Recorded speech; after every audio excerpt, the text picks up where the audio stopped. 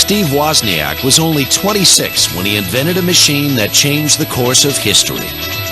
We felt that we were, going to shake up the world and win, and we were going to be revolutionary. As the wizard behind Apple Computer, Wozniak brought computers to the masses. Not only was it crazy, twisted, and brilliant, but it was an act of love in its very creation. But at the peak of a remarkable career, his meteoric rise to fame plunged to earth in a devastating plane accident. He put it that his brain wouldn't store memories after the plane crash.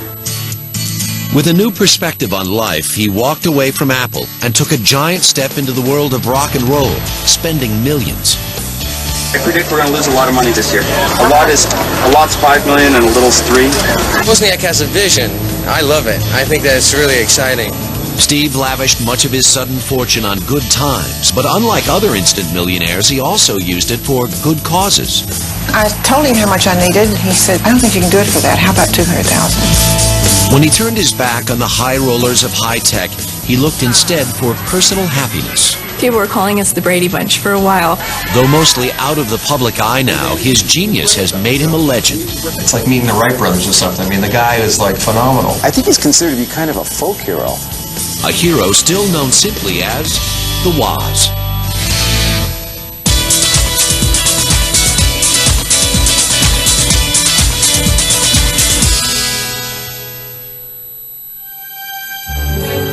In the 1950s, Sunnyvale, California, northeast of San Jose, was a magnet for some of the best engineers in the country. The Lockheed Aircraft Company set up an aerospace plant with several thousand employees, most of whom lived in comfortable tract homes and enjoyed the post-war prosperity.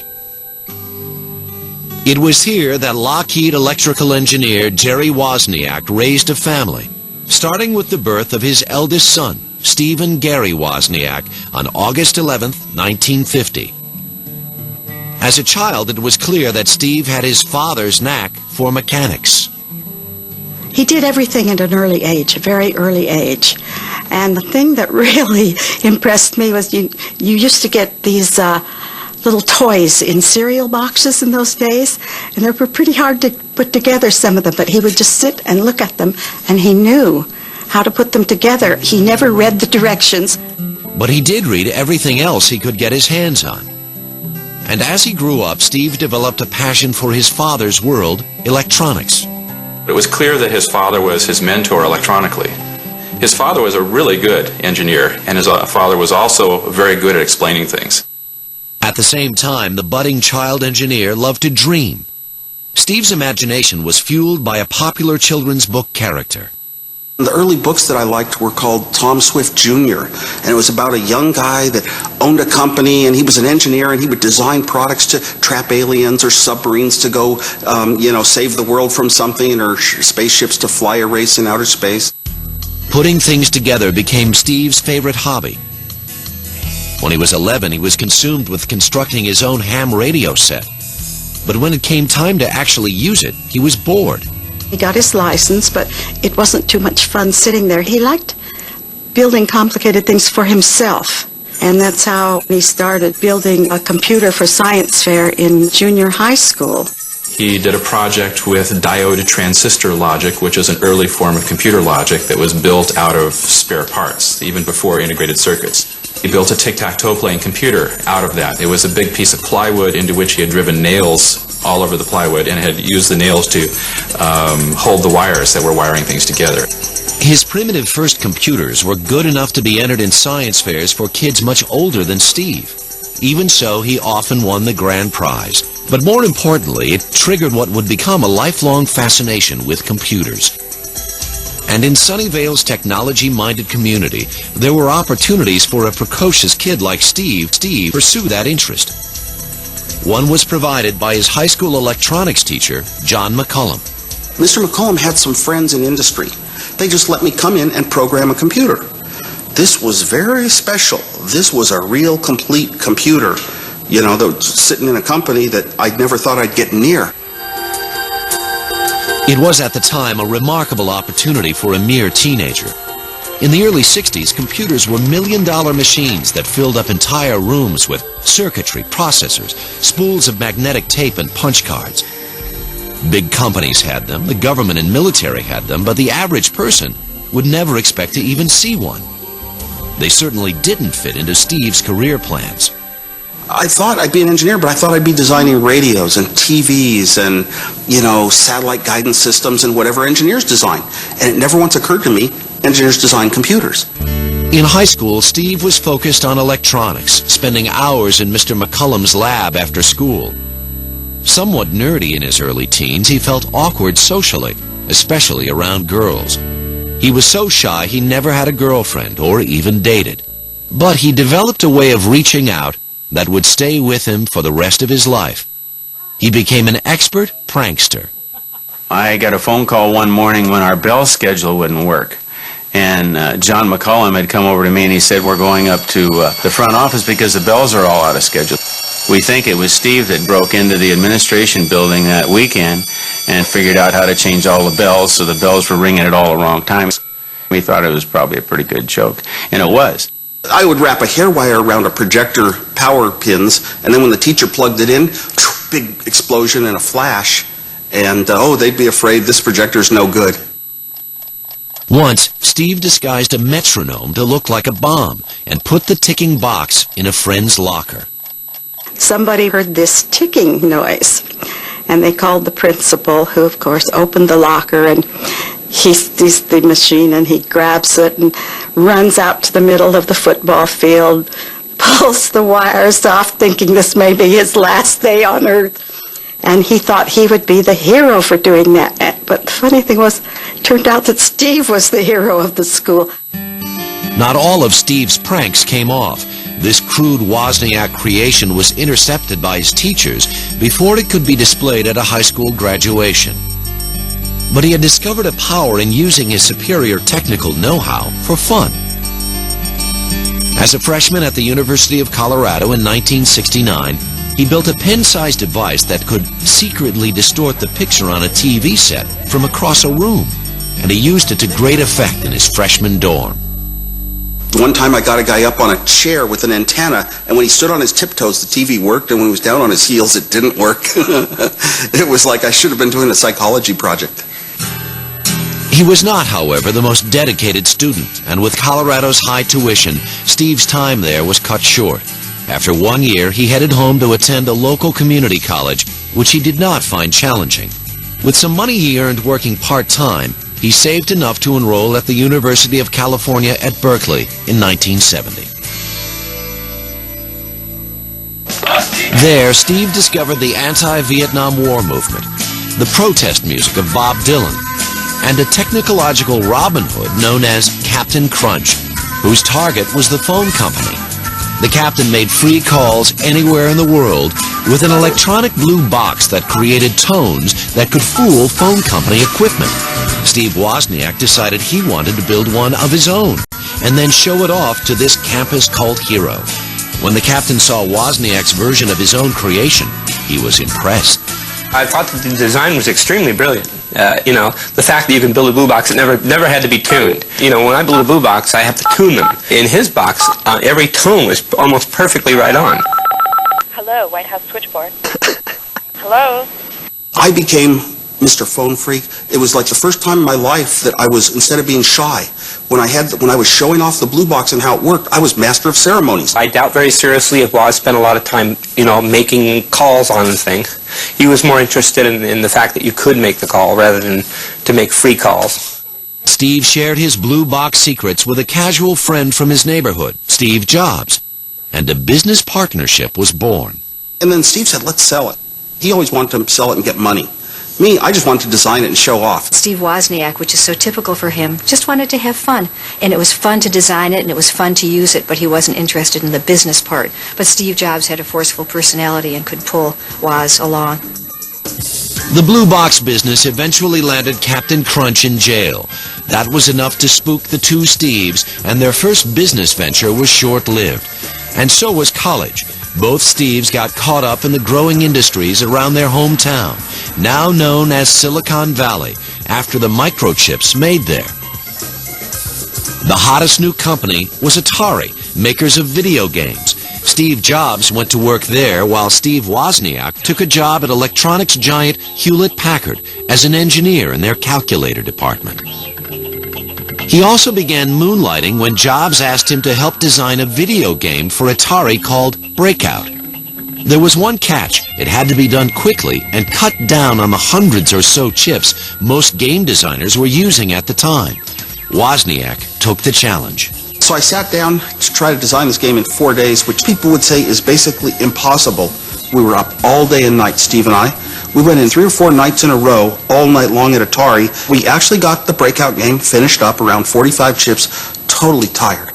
We both got mononucleosis. Jobs got a big bonus and only gave the unsuspecting Wozniak a fraction of it. But the experience was a revelation. By learning how to use fewer chips, Steve was on a path that could also shrink giant computers and make them personal machines. The only problem was Steve Wozniak had other plans. In 1972, Steve Wozniak was a bearded 22-year-old college dropout and technician at Hewlett-Packard. His biggest claim to fame so far was building a few illegal blue boxes to make free long-distance calls. He was about to use the phone to make a name for himself once again. But this next adventure would be legitimate, and it helped him fill a void in his personal life. Strictly for laughs, the socially shy Steve got an answering machine and created the first dial-a-joke line in the San Francisco Bay Area. Hello, and welcome to Dial-a-Joke. The unlikely comedian, Steve Wozniak. When did the Pollock die drinking milk?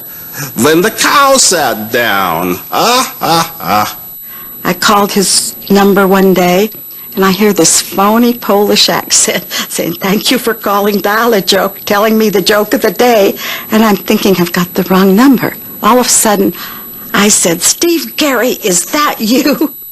I put a joke on the machine every day, a short Polish joke, because those were in vogue then. I told a few people at work, and they told their kids, and the word spread, and after a few weeks, it was 2,000 calls a day.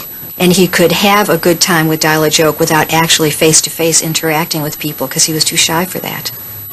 It was through a Dial-a-Joke call-in that Steve struck up a conversation with 19-year-old Alice Robertson. And I think their first conversation, when the answering machine didn't pick up, was, "I can hang up faster than you can."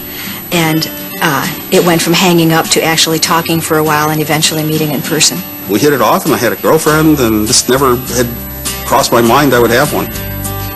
Alice and Steve married in 1975. Steve Jobs was one of his groomsmen. He said that wedding day was the happiest day of his life. A beautiful woman wanted to marry him. While he put a new joke on his machine every morning, evenings he was working on a different project. Since high school, Steve had experimented with ways to make computer designs more efficient. It was purely an intellectual exercise. I didn't want to do anything useful with it. It couldn't do anything useful. Had a few little switches and the lights, and it was, kind of just a computer that I had built to prove to myself I can build computers. But without knowing it, Steve was trying to solve the same problem that computer engineers around the country were working on. One of them created this box, the Altair, which was marketed as the first home mini-computer kit in 1974.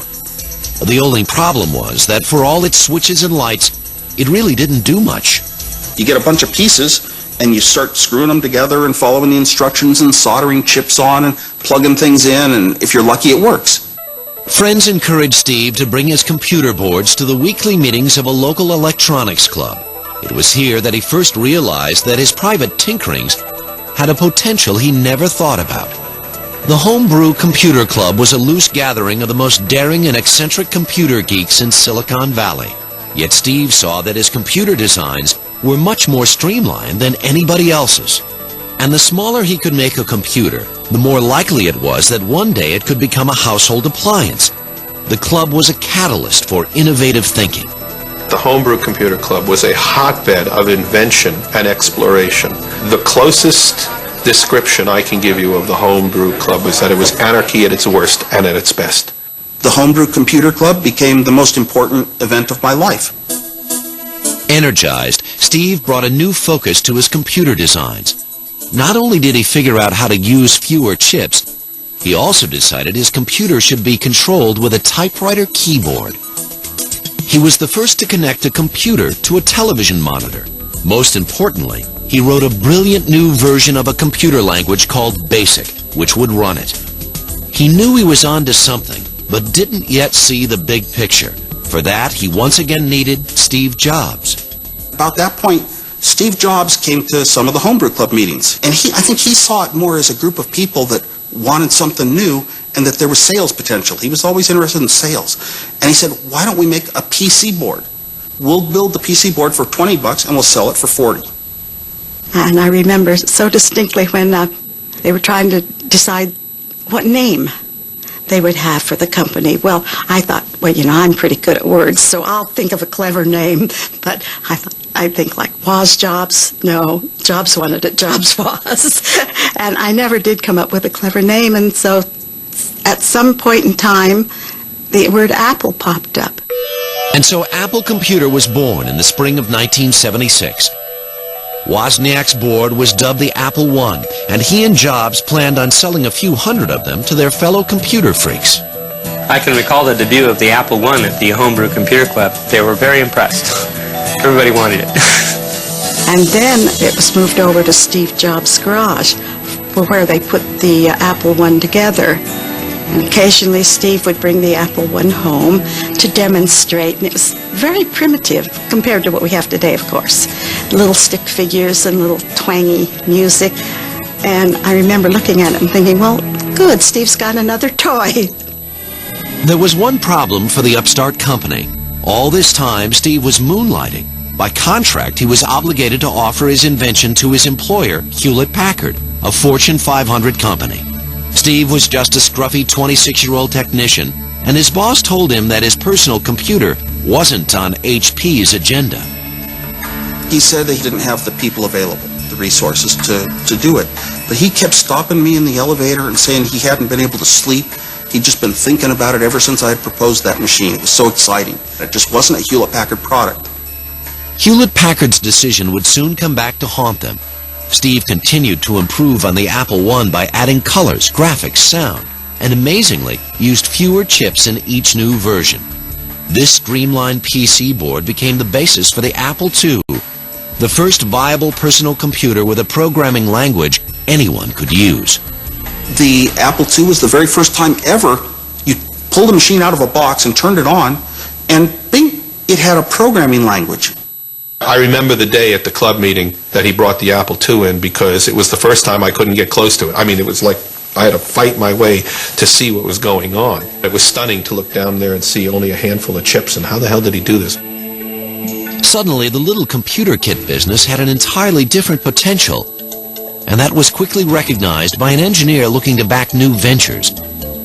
Mike Markkula had heard about what was going on in Steve Jobs' garage, so he went to visit. Woz was sitting at a workbench working on what would become the Apple II. And so I stopped and stuck my nose into that, and I went, gee, Merry Christmas, this is the right kind of thing to get the personal computer business started. In January of 1977, Markkula put up $300,000 and became Apple's first CEO. The only hitch was Wozniak, the brains behind Apple, was still working for Hewlett-Packard.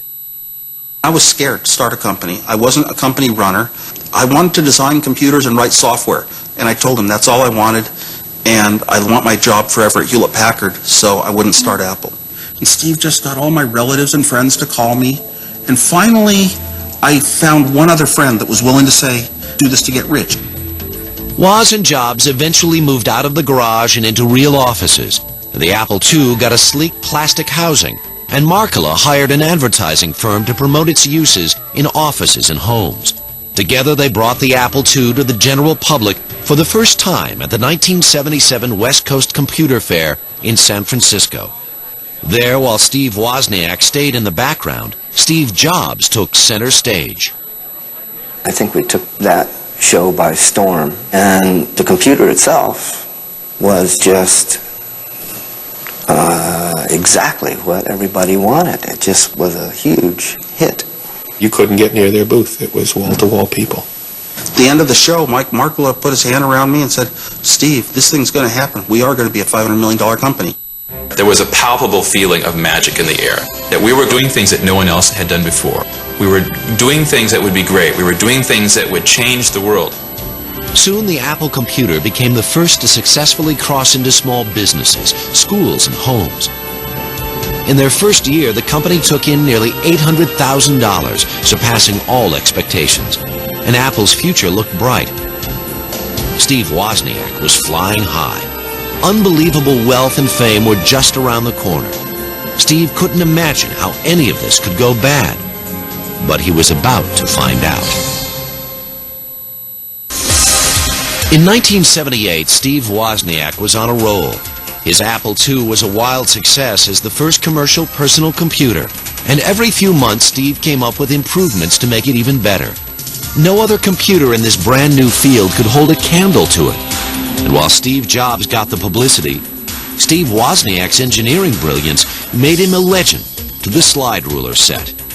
For Woz, designing the Apple II was an act of love, and at least for people like me, shone through the screen. You could tell that this thing was not only was it crazy, twisted, and brilliant, but it was an act of love. Steve Wozniak was a brilliant engineer, and he was able to do amazing things. So, for example, in the days when we wanted to add a disk drive, a floppy disk drive to the Apple II computer, other people's electronic circuitry took 70 integrated circuits. His took 6. That is incredible. He was able to make the software stand on its head and go through incredible contortions. It's the work of a genius, but it's also the work of a madman. I went in late at night, night after night after night. When the last technicians left at 2 in the morning, I left at 4. You know, I was still in this little game against me at my best. I'm playing against Steve Wozniak at his best, and I've got to outdo him. He was never more productive than at this time, but the late nights and obsession with Apple took a toll on Steve's relationship with his wife, Alice. I think Alice kind of felt out of the loop. She was in the sidelines, and I think as Steve was so fully engaged with his true passion, which was inventing electronic devices, specifically the computer, Alice felt left out. After 4 years of marriage, they divorced in 1979. And while his personal life suffered, his business partnership with Steve Jobs was never better. Wozniak designed the machines and Jobs did the packaging.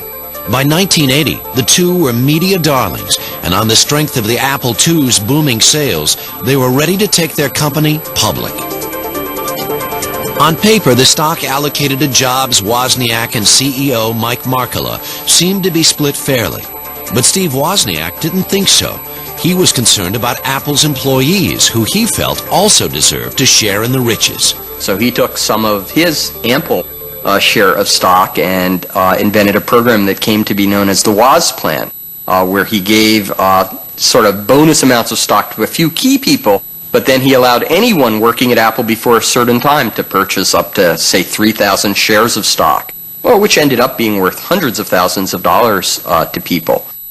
Apple Computer's initial public offering in December of 1980 was the largest in Wall Street history, and Steve Wozniak was suddenly worth $50 million.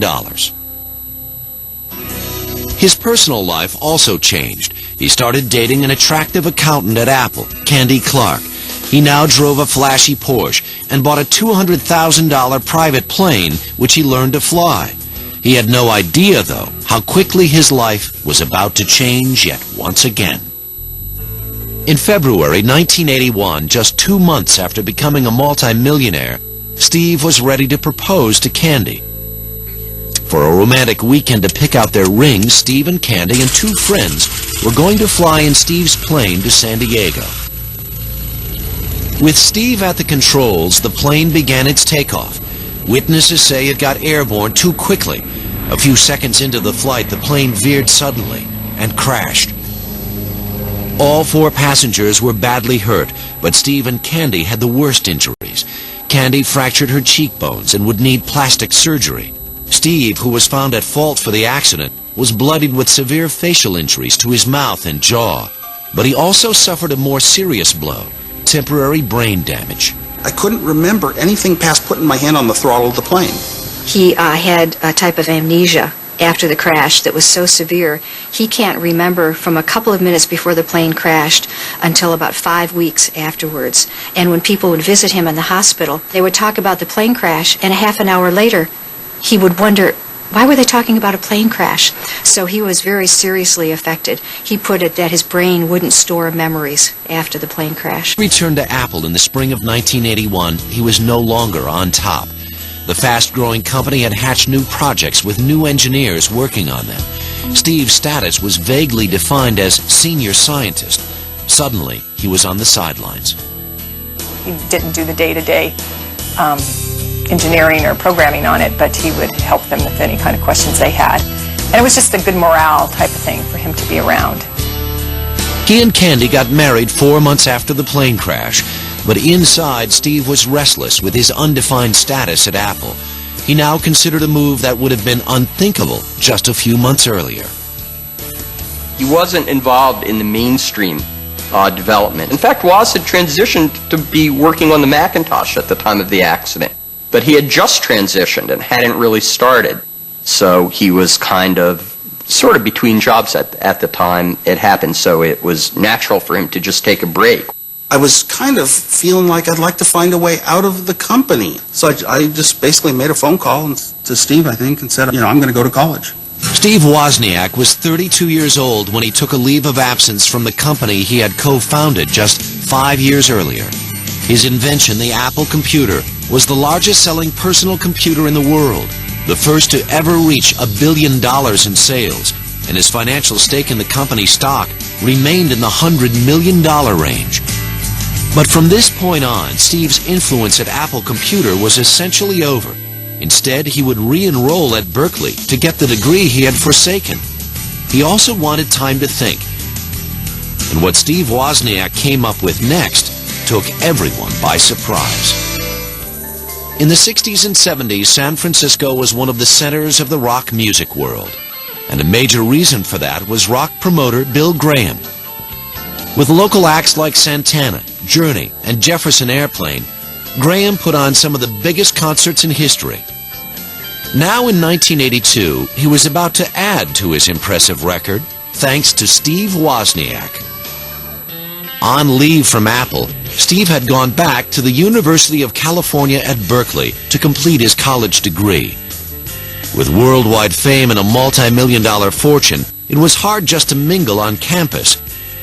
But when he walked into Bill Graham's offices one day in San Francisco with an idea called the US Festival, no one there recognized him. I have to confess to you, I didn't know who he was. Then he laid out his entire plan for the US Festival, which was kind of a vague notion, actually, which I had problems understanding. I still do, but it was perfectly clear in Steve's mind, and that's really all that mattered, I think. He missed out on Woodstock. He wanted to have experienced it, so he decided he'd hold his own. He wanted a big event, he wanted 1 million people, and he wanted the best talent available.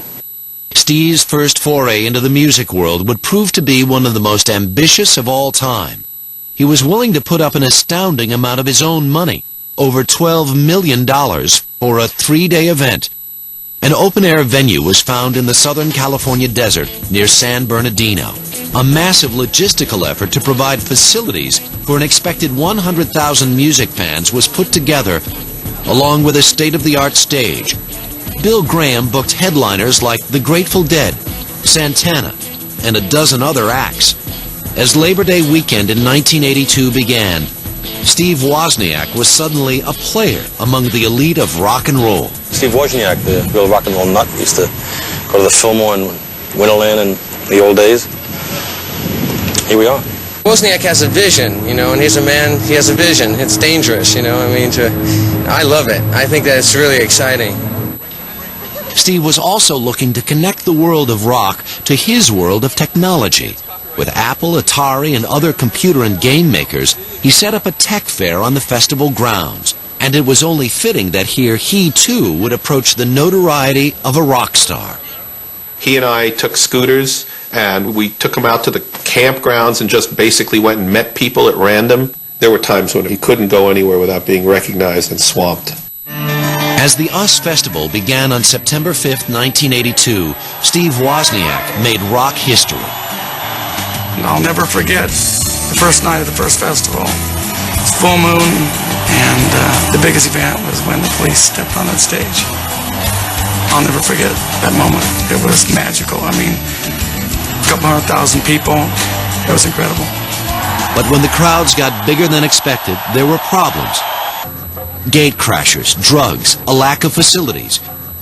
Steve, the focus of media news coverage, stayed upbeat. The media's typical function is to look for something sinister in a case like this where everything seems to be so perfect. Other promoters wouldn't have done it this way. I mean, even Graham appreciates what we're doing for the people because they paid $37.50 for a ticket and they better feel they got their money's worth. I feel I got my money's worth. Incredibly, Steve's wife Candy went into labor on the eve of the concert. A day later, their first child, Jesse, was on stage with his proud father. When Steve stepped on stage with Jesse in hand, a day old, the crowd went nuts. It was incredible. I mean, that set the tone, for the rest of the first festival.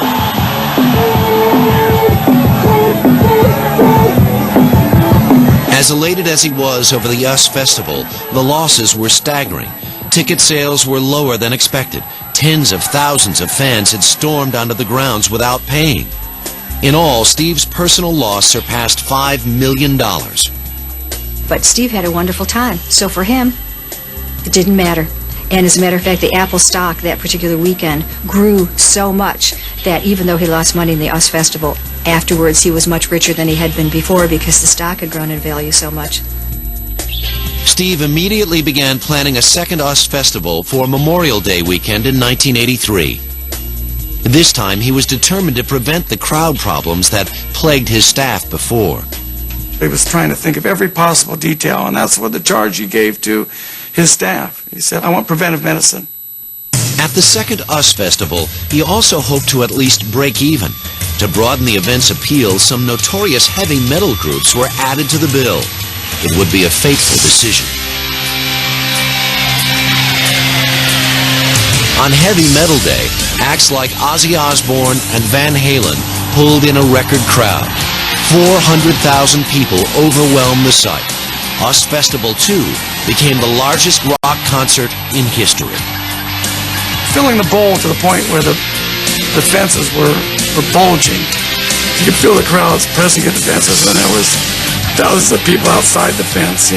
This is when we were tested the most. Although a large-scale disaster was averted, 2 people died in drug-related incidents, and the media began to depict the US Festival as out of control. It's the type of music, the heavy metal as they call it, the punk rock, they attract this type of a crowd.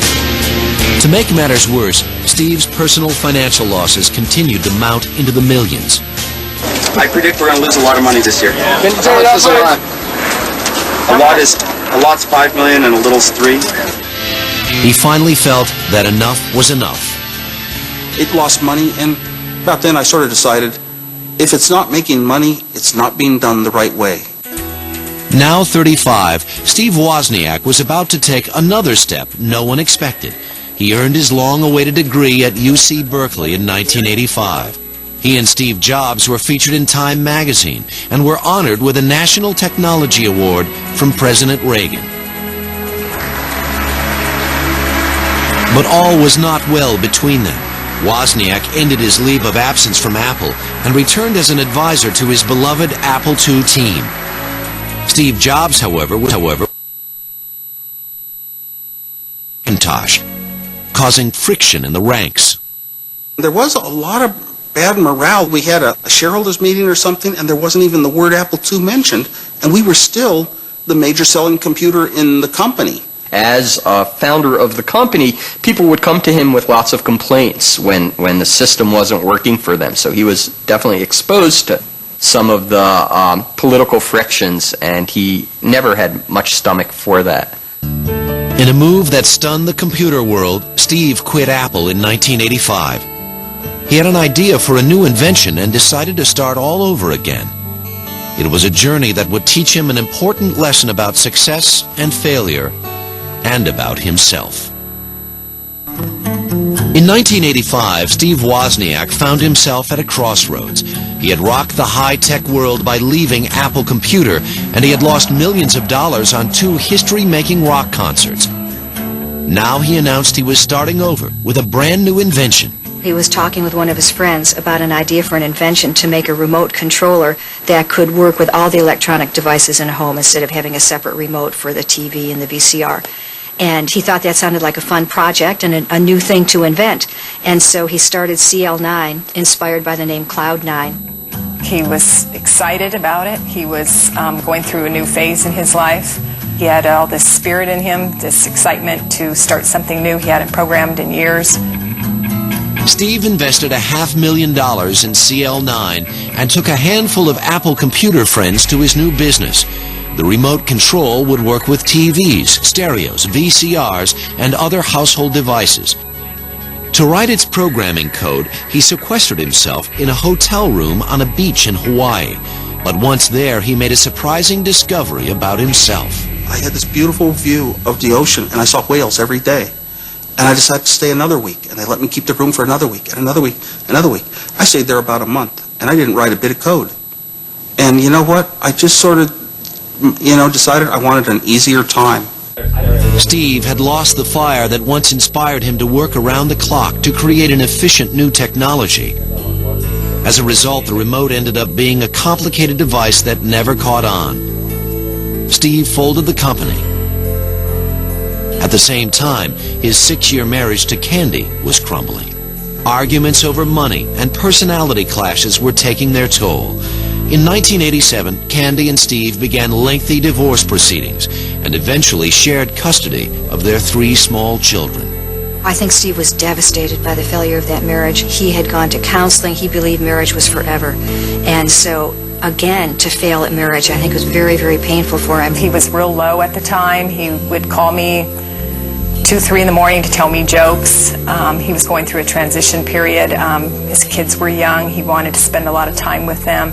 And to be a dad by himself, he wasn't used to that. Around this time, rock promoter Bill Graham approached Steve about a project that would take his mind off his problems and provide a change of scenery.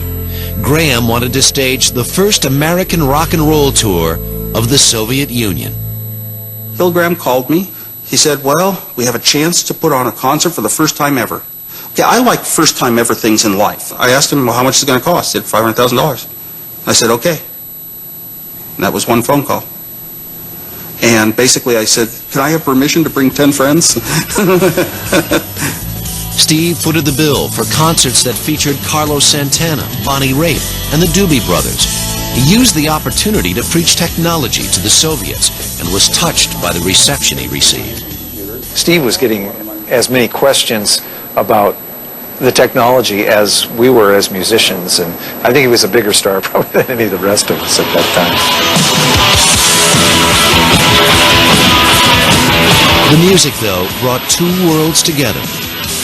Probably the coolest moment of the night was when the concert started and they released hundreds of white doves into the air, and I mean, I could hardly breathe watching them fly out there, and I felt tears coming to my eyes. The trip was also an eye-opener for Steve. $500,000 was only a fraction of the cost of the US festivals, but he felt that helping world peace was a good use of his money. Back home, he began to support causes promoting goodwill with the Soviets, including a new U.S.-Soviet citizens group. He said, fine, how much money do you need? Almost in a whimsical way, I sat there just stunned. But I told him how much I needed, and I think it was $100,000, and he said something like, I don't think you can do it for that. How about $200,000? Steve was also spending money on big parties at his home in the hills above Silicon Valley. It was a way he could, as a single parent, offer something special not only to his friends, but also his kids. At great expense, Steve would turn his home into a wonderland for old and young. We were invited to a Christmas party at Steve's house, and as we got close to the house, it was unbelievable. He had taken his house, the houses around him, the whole block on which he lived, and coated the entire house in snow. I mean, he got good fake snow. We had one party, lasted all day long. We had a stage made in his backyard that took weeks to put in, and he had bands all day playing out there. It was just a party, and he loved parties. He loved to have fun. At one party in 1989, one of Steve's friends brought Suzanne Malkern, a divorced mother of 3. She hadn't seen much of Steve since their high school days almost 20 years earlier, when she was a cheerleader and Steve was the shy prankster. This time, things were different. He was a lot more confident. I went and thanked him for inviting me, and we just kind of sat there and we talked, and it wasn't like there was anybody else around. When he formally proposed to Suzanne a year later, there was no one around either. Parasailing in a double harness in Hawaii, he started to hand Suzanne a wedding ring, 50 feet up in the air. He did this, and it dropped into the ocean. And I said, what do I do? Unhook? Unbelt now? And drop down and go after it? They landed us on a wooden platform out in the middle of the ocean. All of a sudden, all of the other group of people that we were with were there. And so he had his son Jesse walk up to me with a little box, and here was the real one. He had gotten a fake ring to drop into the ocean just to tease me. Steve and Suzanne married in 1990. Now with 6 kids at home, his life took another turn. Steve had a secret ambition to teach. When he started volunteering as a computer instructor in the local schools, he decided he liked it. I was giving computers to local schools, and I sort of thought, I'm not giving, myself and my own time. So I started teaching. And what is the difference with MP3? He really has that child's heart. He's an outside-the-box thinker, which is what kids are. His love of children led Steve to endow San Jose's Children's Discovery Museum, which the city decided should be on a new street called Woz Way. And he supports other youth causes, including a teen literacy foundation started by actor Anthony Michael Hall. We wanted to come in and see what the program looked like in person and meet the kids face to face. And of course, they were all blown away. It's like meeting the Wright brothers or something. I mean, the guy is like phenomenal. Steve Wozniak saves his most public appearances now for things like the high school play. Do you swear to that, Miss LaRue?